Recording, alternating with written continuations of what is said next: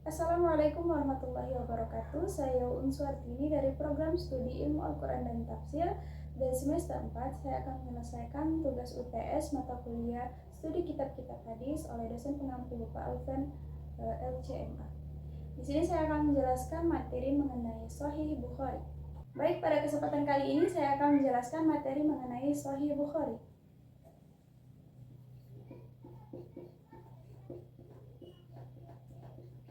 Sahih Bukhari. Nah, sebelumnya udah ada yang tahu siapa itu Imam Bukhari? Ya, jadi Imam Bukhari ini merupakan salah satu tokoh ulama atau tokoh hadis yang membukukan atau menyusun kitab Sahih. Nah, kitab Sahih ini adalah kitab yang berisi hadis-hadis yang hanya Sahih saja, sedangkan hadis yang derajatnya tidak Sahih tidak termasuk dalam kitabnya. Selanjutnya yaitu mengenai biografi Imam Bukhari. Dari tahun kelahirannya, Imam Bukhari ini lahir pada tahun 194 Hijriah di desa Bukhara, yaitu sebuah desa yang sekarang berada di daerah Uzbekistan. Nah, Imam Bukhari ini merupakan putra dari Ismail bin Ibrahim, di mana ayahnya ini terkenal dengan sifat waro dan juga kehati-hatiannya terhadap sesuatu yang bersifat syubhat. Ayah Imam Bukhari ini meninggal sejak Imam Bukhari masih kecil, jadi pada saat itu asuhannya dialihkan kepada ibunya. Nah, Imam Bukhari sejak kecil itu sudah mengalami kebutaan, sehingga setiap hari ibunya ini berdoa untuk kesembuhan Imam Bukhari. Pada suatu malam, ibunya ini bermimpi bertemu dengan Nabi Ibrahim yang mengatakan bahwa permintaan dan doanya akan dikabulkan oleh Allah. Akhirnya pada suatu pagi, Imam Bukhari terbangun dan beliau bisa melihat kembali. Wallahu a'lam. Nah, jadi Imam Bukhari ini selain seorang ulama hadis, beliau juga sebagai seorang ahli fikih. Imam Bukhari ini mempelajari hadis-hadis itu mulai dari usianya yang sangat muda. Beliau memang sudah berada di dalam keluarga yang terdidik dalam keilmuan.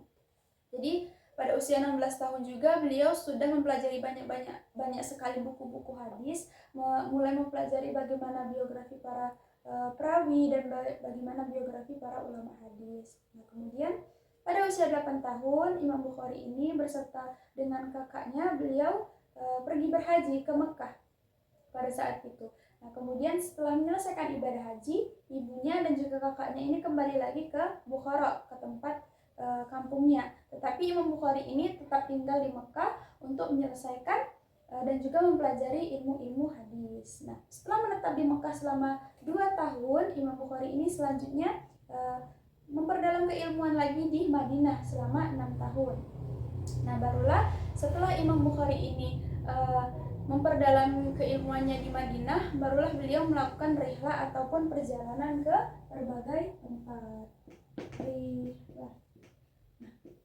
Di antara negara-negara yang pernah atau daerah-daerah yang pernah beliau kunjungi ini, dalam melakukan perjalanan pengembaraannya ini, beliau telah melakukan perjalanan ke Mekah, ke Madinah, ke Basrah, Kufah, kemudian ada juga ke Syams dan juga daerah-daerah lainnya.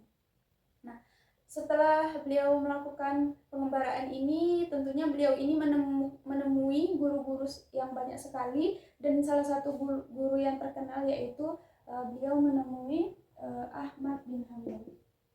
Ahmad bin Hanbal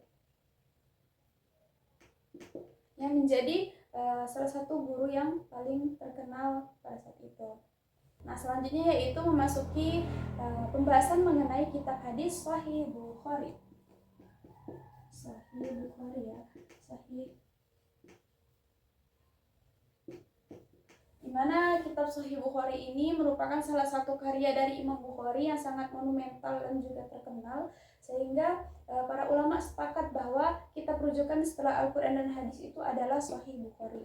Nah, dimana latar belakang penulisan kitab Bukhari ini salah satunya pada saat itu Imam Bukhari telah melihat banyak sekali buku-buku hadis yang membukukan berbagai macam hadis dari Rasulullah, tetapi tidak tahu bagaimana mengenai kualitas hadisnya. Jadi Imam Bukhari ini ingin membukukan suatu kitab hadis yang isinya hanya hanya hadis-hadis yang bersifat sahih saja. Untuk itu maka beliau menuliskan kitab Sahih Bukhari. Lalu salah satu alasan ataupun latar belakang penulisan kitabnya yang kedua yaitu karena mimpi Imam Bukhari yang bertemu dengan Rasulullah. Jadi suatu riwayat beliau menceritakan bahwa beliau ini pernah bermimpi bertemu dengan Rasulullah. Beliau mengatakan bahwa aku bermimpi bertemu dengan Rasulullah. Seolah-olah aku berdiri di hadapannya, kemudian aku memegangkan kipas untuk menjaganya. Kemudian dari mimpi tersebut, Imam Bukhari ini menanyakan kepada seorang takbir mimpi atau penafsir mimpi, maka beliau mengatakan bahwa Imam Bukhari akan mengikis habis hadis-hadis palsu dari Rasulullah. Itu. Jadi itu alasan yang mendorong Imam Bukhari ini untuk membukukan kitab hadis Sahih Bukhari. Menurut Ibnu Salah, di dalam kitab Sahih Bukhari ini terdapat 7.275 hadis dengan pengulangan, dan dengan tanpa pengulangan itu berjumlah 4.000 hadis yang didapatkan Imam Bukhari dari penyaringan 100.000 hadis yang pernah beliau kumpulkan. Sistematika penyusunan dalam kitab Sahih ini tidak seperti kitab Sunan yang hanya berisikan mengenai fikih, bab-bab fikih saja, tetapi di dalamnya ini juga terdapat pembahasan mengenai akidah, sejarah, mengenai zuhud, dan lain sebagainya. Jadi di dalamnya itu tidak hanya fokus kepada pembahasan hukum-hukum Islam saja, tetapi banyak pembahasan di dalamnya. Nah, jadi itulah tadi mengenai kitab Sahih Bukhari ini yang berisi 7.275 hadis yang dengan pengulangan, dan jika tanpa pengulangan itu sekitar 4.000 hadis. Itu beliau saring dari sekitar 100.000 hadis yang pernah beliau kumpulkan dari banyaknya guru-guru yang pernah beliau temui. Kemudian Imam Bukhari ini setelah melakukan perjalanan ke berbagai daerah, ke berbagai negara, dan telah mengumpulkan kitab Sahih Bukhari ini, akhirnya beliau ini kembali ke daerah asalnya atau ke tempat daerah kelahirannya di Uzbekistan.